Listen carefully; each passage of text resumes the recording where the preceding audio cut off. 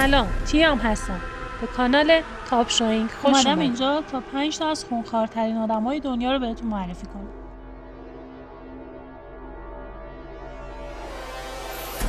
شماره 5 توماس توتورکومادا، یک کشیش اسپانیایی که خیلی از مدل‌های شکنجه رو اختراع کرد و 10,000 نفر رو به اعدام محکوم کرد. شماره 4 ایوان مخوف، اولین تزار روسی که مخوف بودنش رو با آزار حیوانات و بچه‌ها شروع کرد.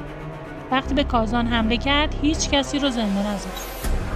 نوبتی هم باشه دیگه نوبت خانوماست. شماره 3 الیزابت باتوری.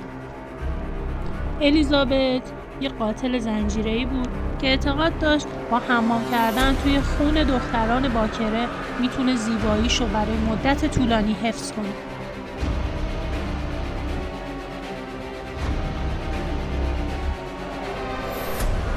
وحشتناکتر این که گاهی از بدن اونا یه گاز میزد و مزه‌شون امتحان میکرد. شماره 2 آتیلا شاهونها، قدرتمندترین پادشاه اروپا که به تازیانه خدا لقب گرفته بود. قبل از اینکه بریم سراغ شماره 1 لطفاً اگر از این کلیپ خوشتون اومد لایکش کنید، سابسکرایب کنید و اون زنگوله پایین رو بزنید تا از جدیدترین ویدیوهای ما با خبر بشید. و بالاخره شماره 1 چنگیزخان مغول. چنگیزخان مغول کسی بوده که بیشترین تعداد کشت و کشتار رو در جهان داشته و جمعیت بین 20 تا 60 میلیون نفر رو کشته.